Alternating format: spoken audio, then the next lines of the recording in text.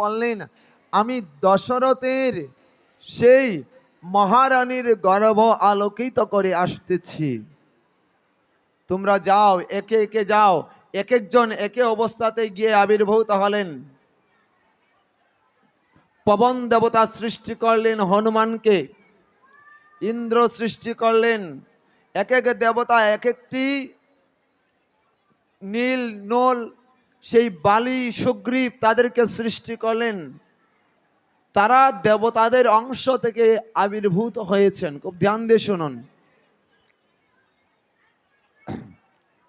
সেই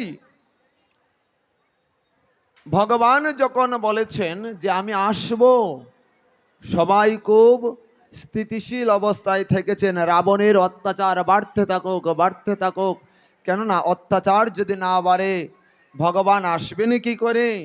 ভগবান যদ্যপিও তিনি আবির্ভূত হন দুষ্টদের দমনের জন্য, সাধুদের পরিত্রাণের জন্য, ধর্মকে পুনর্স্থাপনার জন্য তিনি আবির্ভূত হন, যে আমরা শ্রীমদ্ ভগবদ গীতায়ও সেটি পেয়েছি।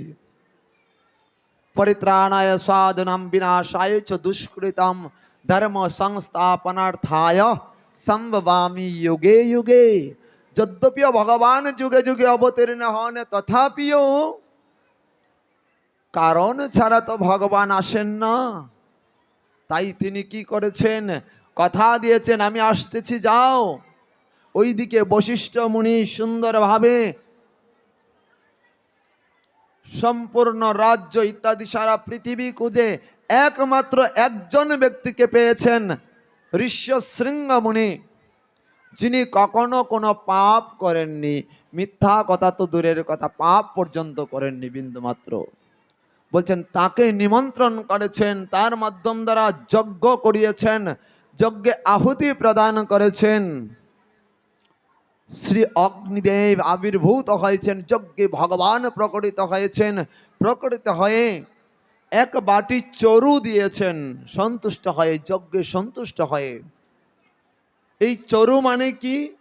চরু মানে হচ্ছে পায়েস। এই পায়েসখানাকে মহারাজ দশরথ 3 ভাগ করলেন। মনে রাখতে হবে এই জায়গায় ভাগের বিষয় রয়েছে। 3 ভাগ করলেন। প্রথম বাটিটাকে নিয়ে একদম পুরোপুরি অর্ধেক ভাগ করে অর্ধেকটাই বড় রানীকে খাইয়ে দিলেন, এবং বাকি অর্ধেকটুকুকে অর্ধেক অর্ধেক করে সেই অন্যান্য যে 2 রানী রয়েছেন সেই 2 রানীকে খাইয়ে দিলেন। দেখতে দেখতে এই জগৎ সংসারকে আবির্ভূত হয়েছেন, জগৎ সংসারে আবির্ভূত হয়েছেন। দেখতে দেখতে বৈশাখ গেল, জ্যৈষ্ঠ গেল, এই রকম চলছে। 12 মাস চলে যাচ্ছে, ভগবান তো আসতেছে না। হঠাৎ করে চৈত্র মাস এসেছে, কৃষ্ণ পক্ষ গেল, আসলো শুক্ল পক্ষ। আর এই শুক্ল পক্ষে, খুব ধ্যান দিয়ে শুনুন, রাধে রাধে, জয় শ্রীরাম। এই শুক্ল পক্ষে পক্ষ চলে যাচ্ছে, দ্বিতীয়া, তৃতীয়া, চতুর্থী, পঞ্চমী, ষষ্ঠী চলে গেল, সপ্তমীও চলে গেল, অপেক্ষা করতেছে, অষ্টমীও চলে গেল। অপেক্ষা করতে করতে আসলো নবমী। নবমীর তো একদম কাঁপুনি শুরু হয়ে গেছে, সম্পূর্ণ শরীর ঝাঁকুনি দিচ্ছে। কখন আসবেন ভগবান? নিশ্চয়ই আসতে চলেছেন, আজকে নিশ্চয়ই আসবেন ভগবান। কেননা সেই অন্যান্য তিথিতে অষ্টমী পর্যন্ত আসেননি, নিশ্চয়ই ভগবান আসবেন। ভগবানের সেই পৃথিবী কাঁপতে আরম্ভ করলো, এমনকি নবমীর সম্পূর্ণ শরীর কাঁপতে আরম্ভ করলো। কাঁপতে আছে, ভগবান আসতেছেন। দেখতে দেখতে সকাল হয়েছে, 6টা, 7টা, এইরকম বাজতে বাজতে 9টা, 10টা, 11টা, তারপরে কয়টা? 11:30।